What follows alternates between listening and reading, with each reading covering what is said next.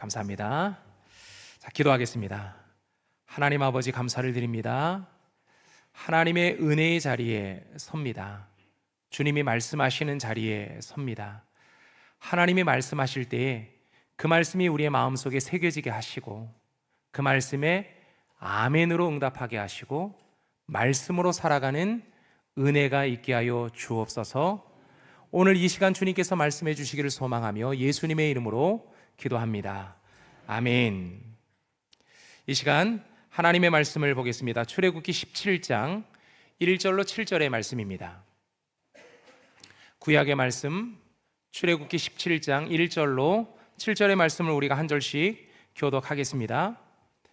이스라엘 자손의 온 회중이 여호와의 명령대로 신광야에서 떠나 그 노정대로 행하여 르비딤의 장막을 쳤으나 백성이 마실 물이 없는지라. 백성이 모세와 다투어 이르되 우리에게 물을 주어 마시게 하라. 모세가 그들에게 이르되 너희가 어찌하여 나와 다투느냐? 너희가 어찌하여 여호와를 시험하느냐? 거기서 백성이 목이 말라 물을 찾으매 그들이 모세에게 대하여 원망하여 이르되 당신이 어찌하여 우리를 애굽에서 인도해 내어서 우리와 우리 자녀와 우리 가축이 목말라 죽게 하느냐? 모세가 여호와께 부르짖어 이르되 내가 이 백성에게 어떻게 하리이까? 그들이 조금 있으면 내게 돌을 던지겠나이다.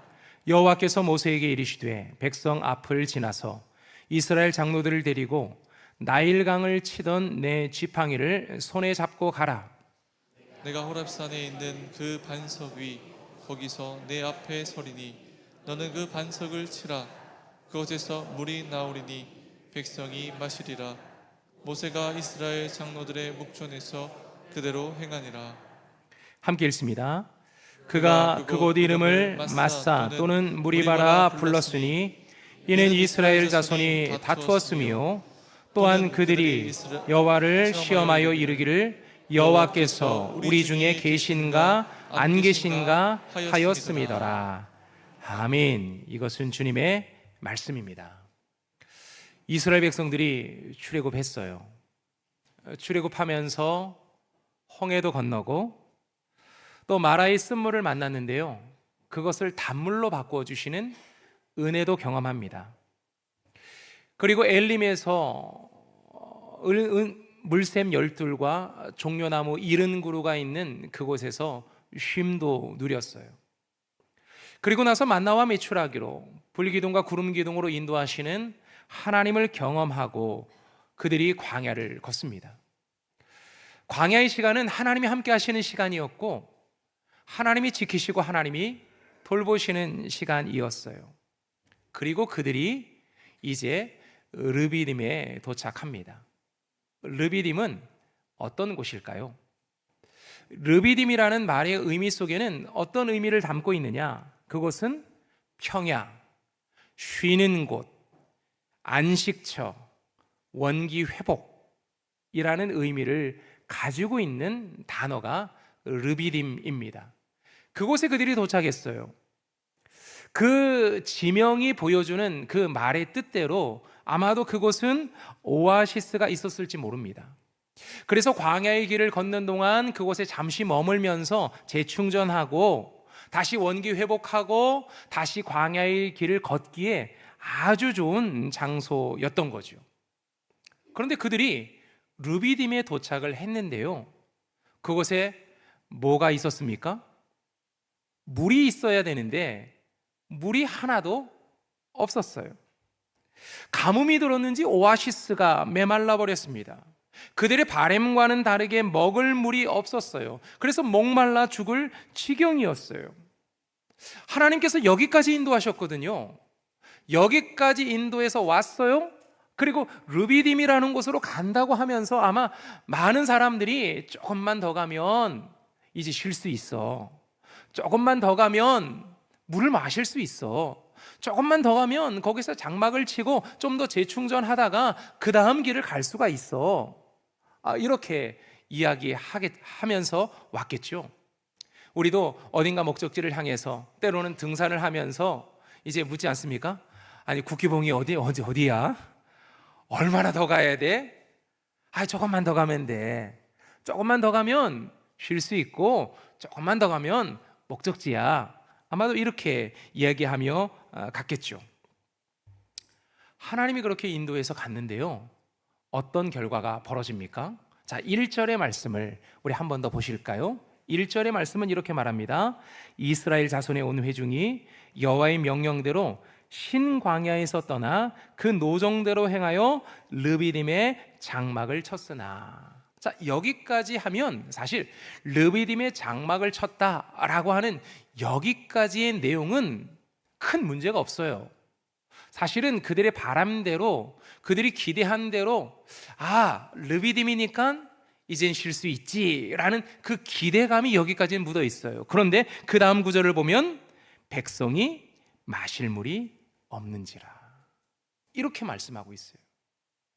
그들이 르비딤의 장막을 쳤으나 하면서, 여러분 이 부분의 성경을 읽을 때는 좀 쉬워져야 돼요. 르비딤에 왔는데, 물이 있는 곳에 왔는데, 와서 쉴 수 있다고 해서 여기까지 왔는데, 그런데 물이 없네.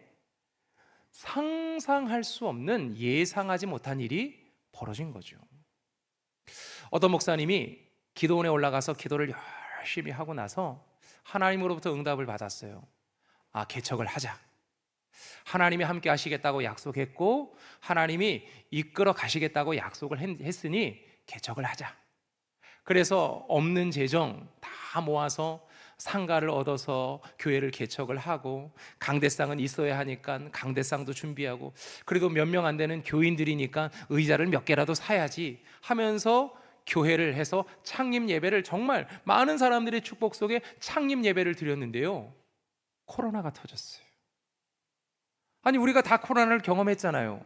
그러니까 많은 사람들이 모인 공간에 갈 수 없다, 국가적으로 모이지 못하도록 그렇게 얘기를 했잖아요. 그런 일이 지금 벌어진 거예요. 획기적인 아이템이 있어서 이 사업을 시작하면 그래도 돈을 벌 수 있다, 사업에 성공할 수 있다, 그렇게 해서 사업을 시작했는데요, 국가 경제가 추락하게 됩니다. 여러 가지 많은 주변의 환경들이 사업에 전혀 도움이 되지 않는 일들이 벌어지고 터집니다. 이것을 통해서 안정된 삶을 살아가려고 사업을 시작했는데 이런 일이 벌어지고 있는 거예요. 젊은 남녀가 서로 사랑해서 만나서 결혼해서 결혼 생활을 시작했어요. 부푼 가슴을 안고 이제 결혼하면 행복하겠지, 결혼하면 가정에서 좋은 소식만 들려오겠지, 서로 사랑해서 결혼했으니까 어떤 어려움도 이겨내겠지, 그런 마음으로 결혼 생활을 시작했는데요, 사랑이 메말라져 가고 있어요. 사랑이 있어야 될 그 가정에 사랑이 전혀 보이지 않습니다.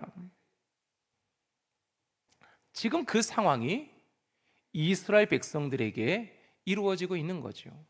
하나님이 인도하셔서 르비딤까지 왔어요.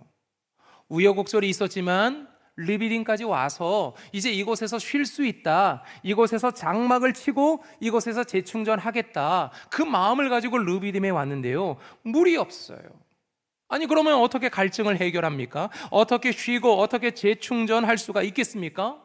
여기까지 이끌어온 모세의 영성이 의심됩니다. 모세가 하나님의 음성을 제대로 들은 것이 맞냐? 이렇게 묻기 시작하고 의심하기 시작합니다.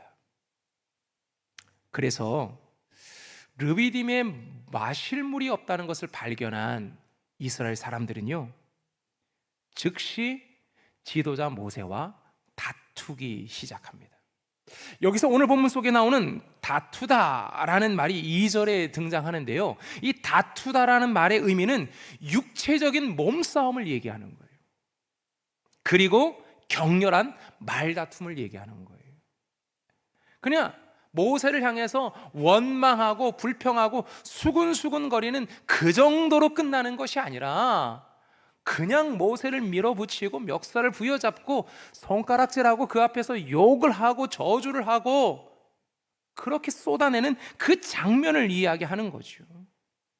그러면서 더 나아가서 하나님이 계시는 건 맞아? 하나님이 여호와라며, 여호와는 앞으로의 광야의 길 속에서 하나님이 얼마나 전능한 하나님인지, 능력의 하나님이신지 보여주신다며. 아니, 그런데 하나님이 우리를 인도하시는 이 길이 뭐야? 아니, 가는 길마다 힘들잖아. 가는 길마다 물도 없잖아. 그럼 우리가 어떻게 이 광야의 길을 걸어갈 수 있겠어? 그렇게 하나님을 불신하며 모세와 다투고 여호와를 시험하기 시작합니다. 모세는 참 마음이 힘들었을 거예요. 모세의 진정성이 의심받고 하나님의 능력이 의심받으니까 얼마나 마음이 어려웠겠습니까? 지금까지 하나님께서 베풀어 주신 하나님의 은혜가 크다는 것을 그들은 잘 알고 있습니다. 10가지 재앙도 겪게 하시고, 그리고 홍해도 건너고 구름 기둥과 불기둥으로 이끌려서 여기까지 오고, 만나와 메추라기도 먹으면서 여기까지 왔는데요, 아직까지 하나님을 믿지 못하고 있는 거예요. 여론이 좋지 않아요. 원망과 원성이 나오기 시작하면서 사람들은 돌을 들어 이제 모세를 향해서 던지고 모세를 죽일 것 같은 그런 상황을 맞게 됩니다. 사람들은요, 고난을 만나면 원망하고 불평합니다. 내가 문제가 아니라 다른 사람이 문제라고 생각합니다. 그러면서 다른 사람들을 원망하고 불평하죠. 부모를 원망하고 불평하는 경우를 많이 봅니다. 어린 시절 아마도 여러분이 그랬을 수도 있고요, 여러분의 자녀들이 그랬을 수도 있는데, 아침이면 아이들 등교하느라고 아이들을 깨우잖아요. 그런데 아이들이 잘 안 일어나요. 잘 안 일어나면서 나중에 늦게 깨어났다고 엄마 때문에 지각이라고 그렇게 말할 때가 있지 않습니까?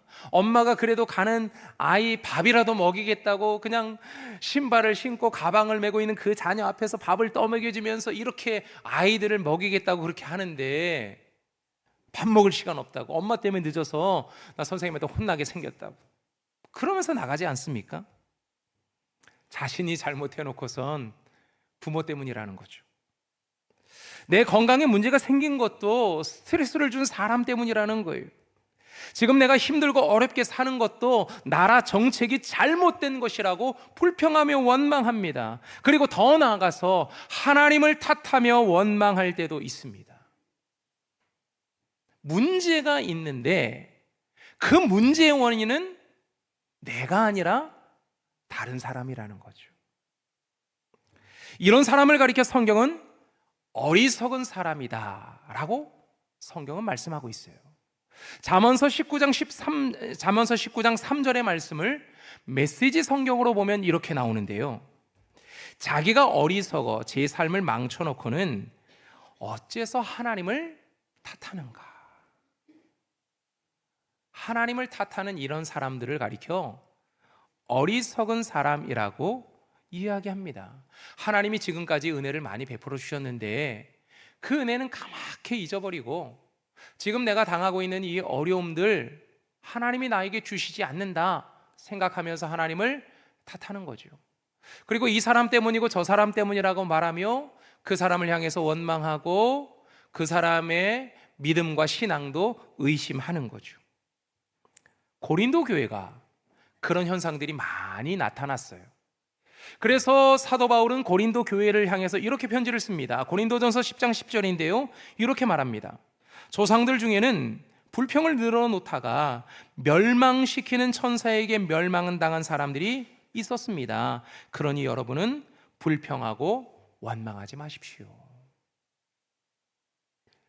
교회 안에서 불평이 일어나고 원망이 일어나고 교회 지도자들을 원망하고 불평하고 서로를 향해서 갈등과 분열을 일으키고 있는 그 사람들을 향해서 구약에 나와 있는 이 말씀들 속에, 이스라엘의 역사 속에 불평과 원망을 하다가 심판을 받은 사람들을 기억하면서 당신들은 원망하지 말아라, 불평하지 말아라, 그렇게 말씀하는 거죠.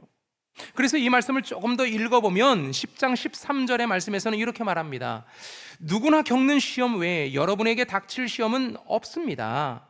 하나님은 신실하신 분이셔서 여러분이 감당할 수 있는 능력 이상의 시험을 당하도록 내버려 두지 않으십니다. 그리고 여러분이 시험 당할 때에 시험을 견디고 거기서 빠져나올 수 있는 길을 주십니다. 어려운 일을 만나지만 하나님이 그 어려운 일도 해결해 주신다고 말씀하고 있는 거죠. 그러니 원망하지 말고 불평하지 맙시다. 그렇게 말씀하는 거예요. 하나님께서 이스라엘을 출애굽시키신 이유가 뭡니까? 광야에서 배고파 죽고 목말라 죽게 하려고 하나님이 이스라엘 백성들을 출애굽하신 겁니까? 매장지가 없어서 광야에서 죽게 하려고 그들을 구원해 내신 걸까요? 아니라는 거죠. 하지만 이스라엘 백성들은 고난 앞에서 가장 근본적인 것을 의심하기 시작해요. 하나님께서 구원하신 것을 의심하기 시작하고, 하나님께서 먹이시고 입히시는 것이 가장 기본적인 하나님의 구원임에도 불구하고 그것마저도 의심하기 시작합니다. 여러분 3절을 보십시오. 그들이 뭐라고 얘기합니까? 당신이 어찌하여 우리를 애굽에서 인도하여 내어서 우리와 우리 자녀와 우리 가축을 목말라 죽게 하느냐. 하나님이 목말라 죽게 하려고 그들을 구원해 내신 것이 아님에도 그들은 하나님 앞에 이렇게 원망하고 있는 거예요. 현재의 어려움이 우리를 가장 힘들게 하고 또 우리를 고민스럽게 하고 불평하게 할 수도 있는 거죠. 하지만 아무리 힘들고 어려워도 하나님의 선하심을 의심해서는 안 됩니다. 하나님이 여호와이심을 의심해서도 안 되는 거예요. 우리가 광야의 길을 걷다 보면 힘들고 어려운 일을 만날 수도 있습니다. 광야를 걷고 배가 고프고 목마르고 실패하고 풍랑과 어려움을 만날 수도 있는 거죠. 기도 많이 하는 권사님도 가정에 문제가 생길 수도 있어요. 그렇게 주를 위하여 헌신하며 열심히 수고하며 애를 쓰신 분들도 몸이 아프기도 합니다. 그렇다고 이것 때문에 우리의 구원이 흔들려서는 안 되는 거예요. 내 삶에 어려움이 찾아온다고 해서 그 어려움 때문에 하나님을 향한 우리의 믿음과 우리의 신앙이 흔들려서는 안 됩니다. 하나님께서 이스라엘 백성들을 왜 광야의 길로 인도하신 겁니까? 곧바로 하드 코스로 들어가면 그들이 마음도 무너지고 믿음도 무너질 것 같아서 하나님은 트레이닝 코스로 그들을 이끌어 가시는 것 아닙니까? 그곳에서 단련시키시는 거예요. 단련시키면서 이제 앞으로 만나게 될 가나안에 정복하는 과정에서 맞게 될 전쟁을 대비하도록 하나님은 그렇게 그들을 인도해 가시는 거죠. 그래서 이스라엘 백성들에게는요, 가나안 땅에 들어가는 것만 축복이고 가나안 땅에서 평안을 누리고 많은 열매를 누리는 것만 은혜요 축복이 아니라 힘들고 어려운 이 시간들도 이스라엘 백성들에게는 하나님이 베푸시는 은혜이고 축복이라는 사실을 잊어서는 안 되는 거예요. 여러분 훈련소에 들어가 매일같이 땀을 흘리면서 훈련하는 이유는 뭡니까? 사실 훈련소에 들어가서 그렇게 훈련하고 싶은 사람은 아무도 없습니다. 제식 훈련하고 화생방 훈련하고 야간 행군하는 그런 이유가 뭡니까? 혹시라도 전쟁이 있어서는 안 되겠지만 전쟁이 있게 될 때 그 전쟁을 대비하기 위한 훈련 아닙니까? 이렇게 훈련된 군인들이 나라를 지켜야 나라가 안전하고 평안할 수 있기 때문에 그런 어려운 그런 훈련들도 하는 거예요. 우리 인생에도 어려움을 만나요. 그럴 때마다 하나님이 나를 사랑하시지 않는다고 생각이 될 때도 있습니다. 하지만 끝까지 하나님을 신뢰하십시오. 하나님을 예배하고 하나님을 찬양하고 하나님을 바라보십시오. 오늘 우리 포에마 찬양팀이 찬양한 노래 중에 좀 어려운 노래가 하나 있었죠. 노래할 수 없는 곳에서 노래한다. 기도할 수 없는 곳에서 기도한다. 사실 이것이 쉽지 않은 그런 환경이지만 그것이 하나님을 바라보고 하나님과 동행하는 삶의 모습이라는 거죠. 그러니 여러분, 고난 앞에서도 주님을 바라보십시오. 십자가를 바라보고 구원의 은혜를 의심하지 마십시오. 분명히 우리 주님께서 홍해를 가르시고 여리고를 무너뜨리시고 골리앗을 쓰러뜨리며 풍랑도 잠잠하게 하실 줄로 믿습니다. 이것이 하나님의 은혜라는 거예요. 여러분, 하나님께서 모세에게 뭐라고 말씀하십니까?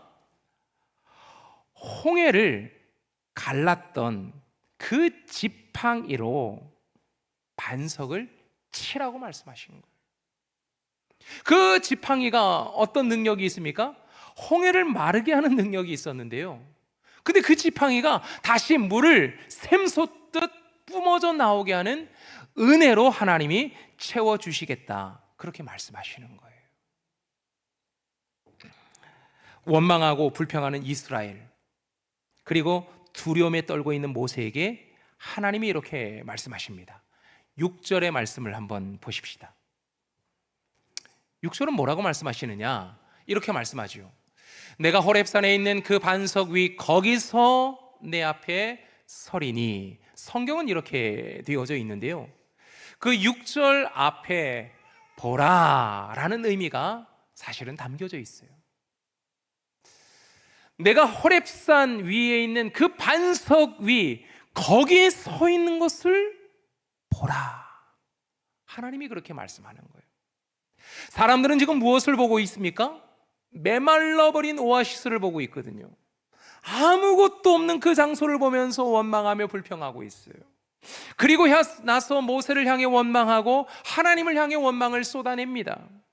메마른 반석 위에서 도대체 무슨 물이 나올 수 있겠느냐? 아무런 가망도 없고 이젠 여전히 절망의 상태다, 그렇게 말을 하고 있습니다. 그런 그들을 향해서 하나님은 뭐라고 말씀하십니까? 그 메마른 반석 위에 서 계신 하나님을 보라, 그렇게 말씀하는 거예요. 그 하나님은 어떤 하나님입니까? 홍해를 가르신 하나님이에요. 광야의 길 속에 만나와 메추라기를 주신 하나님이에요. 구름 기둥과 불 기둥으로 인도하신 하나님이라는 거지요. 물샘 12 종려나무 70그루로 이스라엘 백성들을 안식하게 한 분도 여호와 하나님이세요.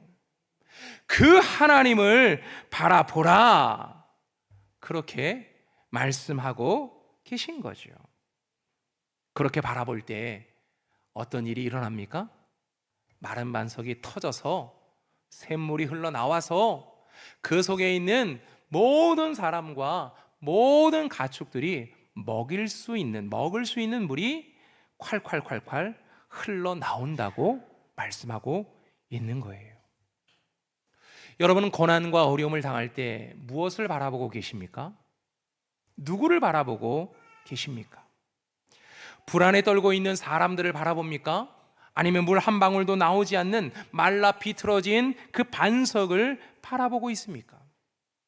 그렇게 바라보고 있는 우리들에게 하나님이 뭐라고 말씀하십니까?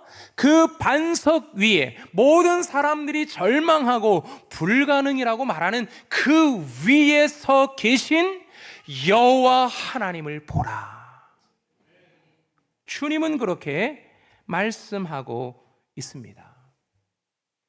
한자 성어 중에 견월지망이라는 말이 있어요. 이 말은 무슨 말이냐?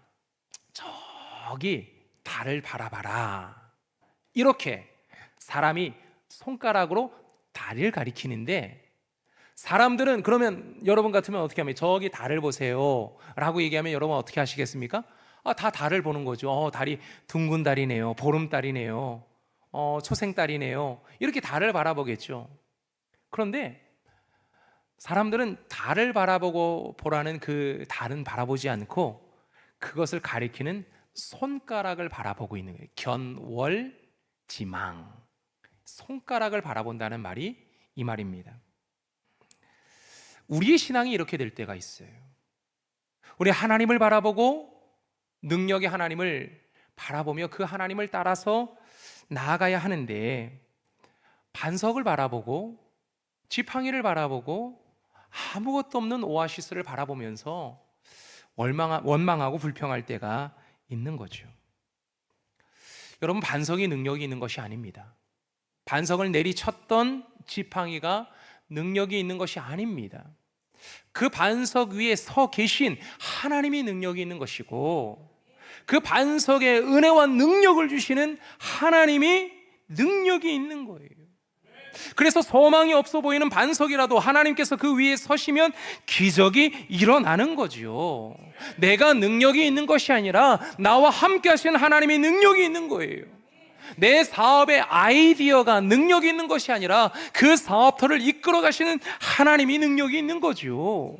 신랑 신부가 미래를 꿈꾸며 새롭게 시작하니 그 속에 능력이 있는 것이 아니라 그 가정 가운데 함께 하시는 하나님이 능력의 하나님이시라는 거예요.